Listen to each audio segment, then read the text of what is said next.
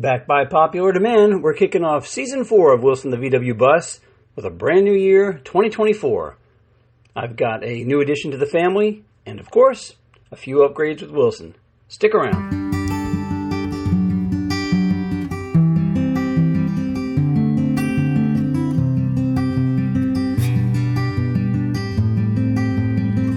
Hey, it's Joe, and welcome back to Season number 4 of Wilson the VW Bus, the podcast about the adventures in my 1967 VW split-window, walk-through, homebrew, tin-top camper bus named Wilson. Now, if you're joining me for the very first time, well then you've missed out on all the backstories of my acquisition of the bus named Wilson that started back in May of 2021, and all the work I had to do to get them on the road since I started this adventure.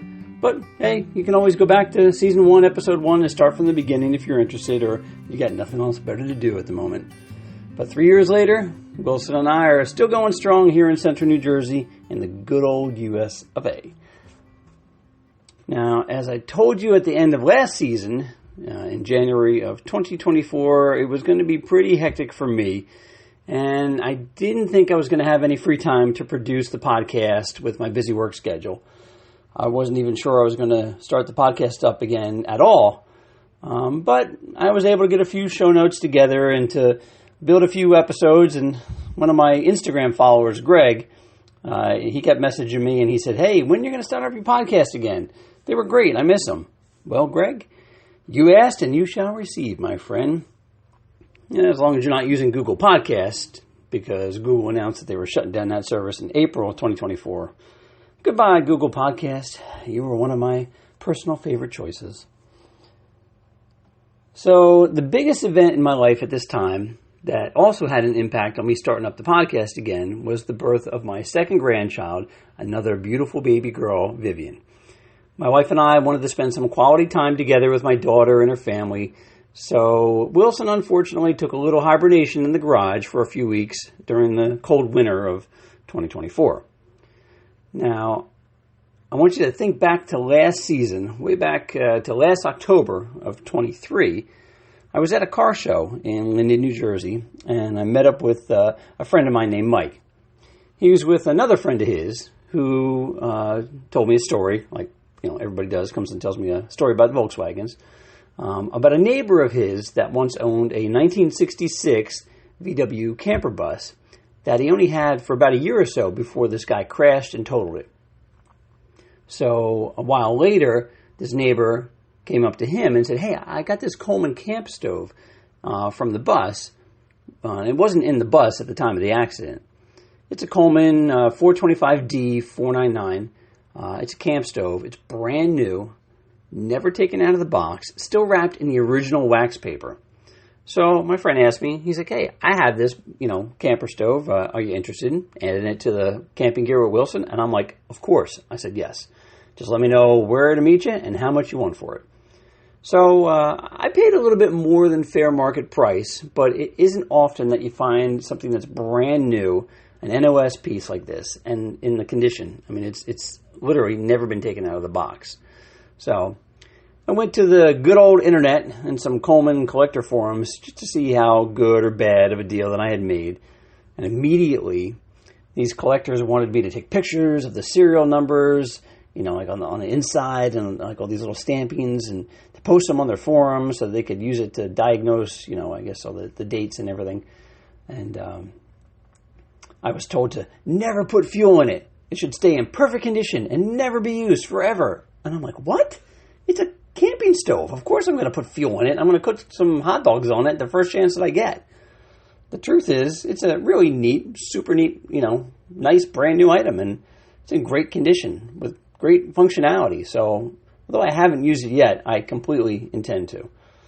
So, along with this camper stove, I also, for the purchase price, I acquired a box of assorted parts in the deal, including a Holley bug carb, an intake, an extra distributor, some accessory lights, an old electronic ignition system for a bug, and some random VW parts. I was pretty happy with the deal, and I plan on taking the spare parts to the Dubs and the Shrubs event this year to see if anyone there is interested in them. So one of the interior issues that I still had not addressed with Wilson was the kick panels, or rather the lack thereof. I know that there originally was a cardboard kick panel under the dash by the driver and passenger's feet, but they were long gone when I started my life with Wilson. You could see all of the wiring and the flasher relay under the dash area, and it really kind of looked unfinished. So I found an article online on the Samba about a guy that makes these reproduction kick panels that match everything exactly, but he uses ABS plastic instead of the cardboard-like original material. The company's called Worksburg Products, and he sells these for only about $45 a set from his eBay store. I think they were a little bit more, if I recall, on the Samba, but he advertises the lower front kick panels as a pair, and they're made from either black or gray ABS plastic with a hair cell surface. I purchased the gray ones, and so there'll be no more of, he claims, no more of those particle board-like problems with the wood falling apart due to the moisture in the air. They fit like a glove, and they're show car quality. And I thought maybe I would make them out of wood, like to match the rest of the wood panels of the bus, but the wood's going to be too thick to fit in the little stock lip, the little grooves that go on the bottom where the panels have to sit. So I realized that's probably not going to work. These ABS panels are the proper thickness to fit. They're easy to keep. All you have to do is wipe them down with a little soap or water or any plastic cleaner. They come with a small sample piece of the ABS plastic. So if you want to test any cleaners or polishes or paint them with any color spray paint, which I did. The gray is sort of the stock, and I like it. It looks good. You also get 10 1/8-inch little black oxide sheet metal screws to screw them into the back steel panels where they're in the little lip. And they install in minutes, and they make the front interior look absolutely complete. I'm so glad that I did this for a measly $45. It really finishes off the front of the bus. So they were installed in minutes. And if you're looking for them, I'd suggest that you try to get out there and get them quickly, because I also came across an article that stated this guy was looking to sell the whole business. So who knows how long you'll be able to get these panels. Now, also, out of the box of spare parts that came with the camper stove was a vintage pair of accessory lights. These were small, round chrome lights with clear lenses about 2.5 inches in diameter. Now, if you remember, I already have a pair of amber-lensed fog lights on the front of Wilson, but I thought, these lights are vintage, they're cool, they definitely look 60s or 70s, and they could come in handy with a camper bus. So as I was cleaning them up, I soon realized I could take the bulbs out and replace them with new LED bulbs, which I figured would be easier on the battery if I wanted to use these lights, somewhere on the bus and without the bus running. The hardest part about the LED swap was literally waiting a day or two for the bulbs to arrive in the mail. Otherwise, they're just, you pop out the bulb, put in a new bulb, and you're all done. But where do I put these lights? Do I put them on the rear bumper, put them on the roof rack? Maybe the interior. Now, I really didn't need any additional light in any of those places, but what I could use was a little light in the engine bay. So I fabricated up some quick mounting brackets and attached them to some round magnetic bases. Honestly, they're little shop magnets. I picked them up at Harbor Freight. I think they were $5. This way I could place the light on the ceiling of the bus engine compartment. I didn't have to drill any holes or make any permanent, welding or anything like that.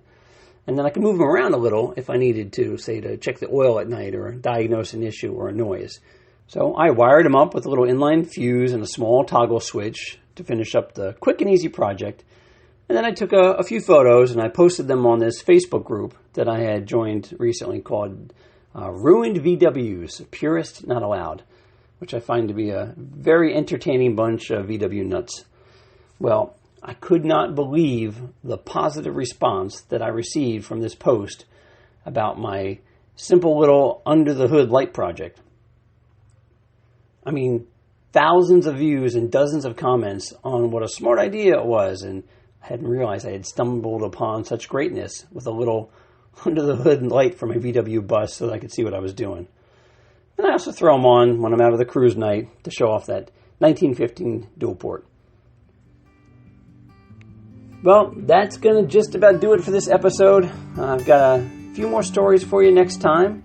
Like I could tell you about the vintage VW Beetle that I missed out on, but still wound up that we have it in my family. I've got to go get this episode edited and posted. After all, it is a Friday. I want to get these posted on a Friday. But all my apps have changed, and I hope I can figure this all out again. Later, guys.